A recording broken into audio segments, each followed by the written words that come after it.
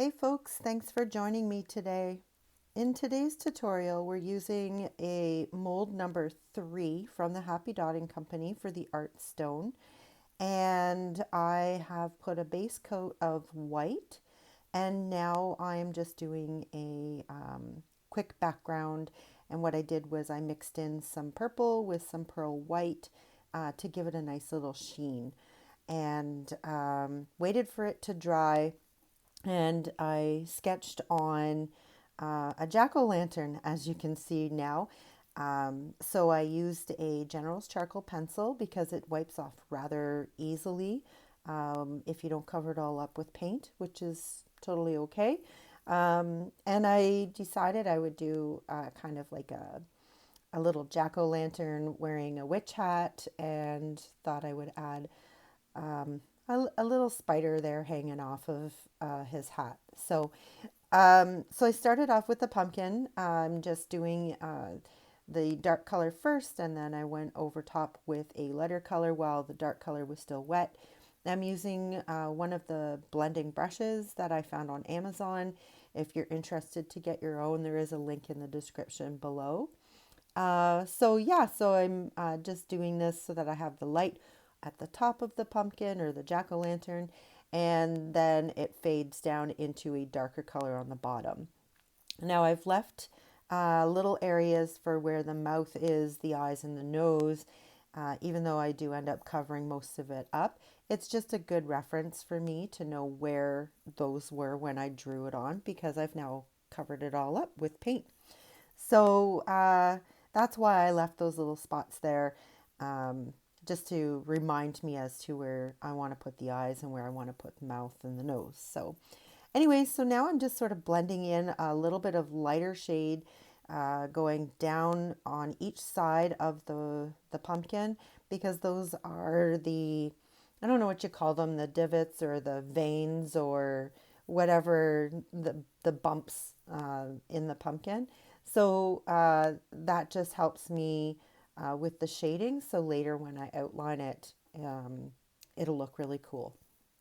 So now I'm doing the hat.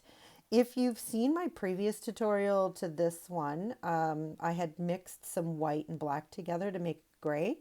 This is the same gray. So I was doing both of them at the same time, like to videotape them, and thought I would just continue on using the same colors. The only difference is that the background is purple rather than the green that I did in the last one, which was the fall gnome. So I'm just putting on the base coat or the base color of what I want, and then I'm just adding some darker areas right now, just doing some quick flips with the fine lining brush. And all I did was I added just a tad bit more black into my gray mixture, just to give me that darker color so that I can make the shadow parts or show you where the wrinkles in the hat are, kind of similar to what I did with the gnome's hat, but the gnome's hat was all in red. So definitely go check that one out as well. I'm really having a lot of fun with these fall colors. Halloween is coming up, and I just wanted to really get into the festive season of Halloween. And if you're Canadian, October is also the month for our Thanksgiving. So I really, really enjoy Thanksgiving and being thankful for things. My family, my YouTube family. I'm very thankful for you guys. If it weren't for you folks to watch these videos that I post up, I wouldn't have the energy to continue doing them. So I am so thankful that you are watching and you're enjoying the content. And it just humbles me to know that you guys are enjoying what I enjoy showing you. So thank you from the bottom of my heart for continuing to come back. Um, so that sappy stuff is out of the way. Let's talk about what I'm doing on the hat. So I used the same gray paint. I just added a little bit of white to it just to lighten it up. So now I have lights and darks that show shadows and lights in the wrinkles of the hat. Now to finish it off, I'm going to outline it all in black. So I just use my fine lining brush and I go around the outside of the hat itself, and I also let the brush sort of sweep in slightly into parts of the hat to show that wrinkle and the fold of the fabric of the hat. And I do go over some of the lights in the darker areas that I've put on with gray, but that's totally okay. So I just outline everything, make it look so different, I guess, like from the background. So it's separating the actual painting from the background. And I do this with the pumpkin as well. I'll get to that. But I also put on a black band around the hat because it's a witch's hat. So they've got to have some kind of a band on it. And you know what? You don't have to do the colors that I do. Like I said, all the colors are listed below, but definitely make this your own. If you don't like the gray hat, throw on a blue hat or maybe change the background color and have it like a gray background and put on a purple hat. You make it yours. I'm just wanting to show you maybe some tips and tricks, but I really want you guys to make this your own. And I want to see them too.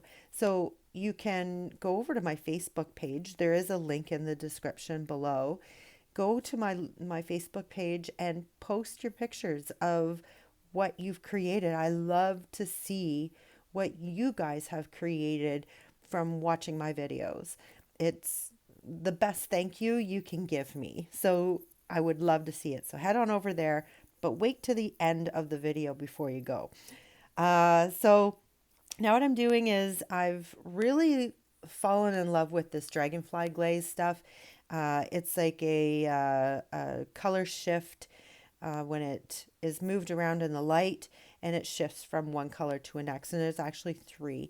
I've used the same kind of paint in my garden, or sorry, my autumn gnome for the background, but they're different color shifts. So this one, I can't remember exactly, but there's like blue and violet. It's listed in the description below. But go and check out these, how they glitter, how they change. Even as I'm painting and it's drying, you can see the differences. Obviously, there's some blue in the top there. I just love this stuff. So now I'm putting on that cute little fuzzy spider there on the side of his hat. And I just used one of my dotting tools from the dotting center. If you're interested in any of her stuff, I've listed a link in the description below to her Etsy shop as well. So then what I did was I just took my fine lining brush while the paint was wet in the spider, and I just sort of sprigged it out all the way around to make him look fuzzy. Now before I do any more with the spider, I need his body to dry. So I move on to the pumpkin. So what I'm doing here is I'm putting in those, I guess they're like the indents of the pumpkin, and they're obviously going to be darker than the rest of it because it's going to cause shadows. So I do that, and now I'm going to put on this guy's face. So this pumpkin is now right before your eyes being transferred from a pumpkin to a jack-o'-lantern. Isn't that the coolest thing ever? Anyways, so I kind of make them fun, just your standard shapes of triangles that most people start off their pumpkin carving with: triangle eyes and triangle nose and a half moon shaped mouth with a couple of teeth on it. I just wanted to keep this simple and fun and something that everybody could relate to. And he's so adorable. I love him. Anyways, so I just do this with the eyes and the nose and the mouth, and I just continue on giving it that nice shape. Okay, I don't know about you, but for me, I'm having a blast painting this. So if you're liking it as much as I am, give me that thumbs up because I'd love to know. Hey, and if you're new to my channel, make sure to hit that subscribe button before you leave. And don't forget to ring the bell because it'll let you know when I post new content every single time. So now I move on to his mouth. Now, when I first started this and I was putting the mouth on and putting in where I wanted the teeth, it ended up being I didn't like the teeth. So later on, not too long from now, I change it all up. But, anyways, this is the basics of it. So you put in a half moon, add in your teeth, and then you just color the rest of it in black. And now you can see when I colored it in black, he almost looks like they're charaded or fangs or something weird like that. And it was just wrong. So um, I'm going to let the paint dry, the black paint dry, and then I will go back in and I'll fix that up because he looks like a vampire pumpkin, and that's not what I wanted him to be. I wanted him to be happy and smiley. So I will fix that up. Anyways, so what I'm doing right now is a pumpkin's shell is rather thick, at least for the most part. So what I'm doing is I'm adding in that inside part to give it a 3D look. So I couldn't decide if I wanted the eyes to be the same or to be opposite. I ended up going with the opposite, and you'll see in a minute when I bring the black back out and fix up that right eye there. But I all I did was I took some of the lighter orange paint and just very, very closely to the edge of the black, I painted sort of like a line or like the part that would be the shell of the inside of the pumpkin. So I just continue doing this for the mouth and for the teeth that I will end up fixing up and the inside of the eyes. So now here I am fixing up those teeth because they're just, he really needed to go to a dentist for those guys. So I'm just making them more square, making them bigger so that you can see them and he's happy, almost like he's got buck teeth kind of thing. I didn't want to go for a scary pumpkin. I wanted something that was fun and festive, but still captured the whole essence of Halloween. Um, I know as a child, my favorite memories were carving the pumpkin, separating the seeds so that we could roast them later with a little bit of salt on them, that kind of thing. And that's what I was trying to go for. This was a reminder of my childhood, and maybe it's the same as yours. So now what I'm doing is I'm just going in and I'm just touching up some of the lines, softening them a bit because I found they were a bit too predominant. So, and I'm just letting the other paint dry that's inside the mouth and the nose and the eyes, and just softening it up and making it look really cute and not so scary. um, so yeah, I just added a little bit more here and there. And now I'm doing kind of like a dry brush effect by putting on the yellow at the top of the pumpkin there. And I guess he's not a pumpkin anymore. He's a jack-o'-lantern. So I'm putting the light reflections of the jack-o'-lantern. So, and it's just a dry brush effect. So basically all that is you take your brush, dip it in the paint, and wipe a lot of it off. So you just have a small amount left on your brush, and you just very lightly brush it across. So you don't get like a streamline or like a solid line. You get more of the just bits and pieces. And that was the effect that I was going for.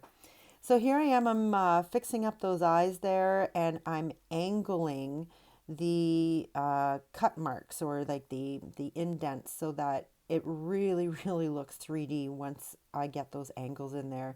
So I just go from the tip of the triangle down to midway so that it's the full width. Here, I'll show you again right here. So I start at the top of the triangle and I angle so that it blacks it out at the tip, and then as I go down, that orange part becomes wider. So that's how I make this look 3D so that you can see inside.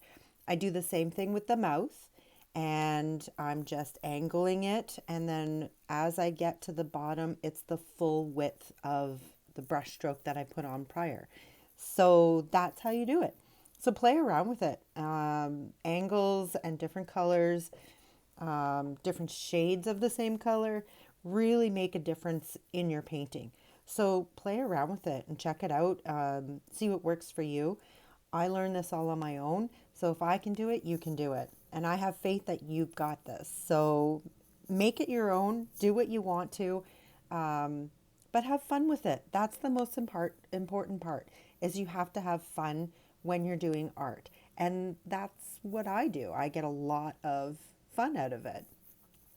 Anyway, so we just finished off this pumpkin with a little bit more accents with some black paint. And then I finish off the spider. I give him 8 legs, of course. And then I use one of the tools from the dotting center to make his eyes. Now the pumpkin's got to have some nice bright yellow glowing eyes. So that's what I've put on here. So now putting some legs onto that fuzzy little spider pom-pom, I guess. And make sure you've got 8 legs on that spider because he'd be kind of funny looking if he didn't have 8. Anyways, so I just put the legs on. I make sure that the string or his web is hanging from the hat. And I put a couple of like googly eye kind of thing on them. Once it's dry, it's ready for resin, and then you're done. So there you have it, folks. Life is what you make it. So get creative.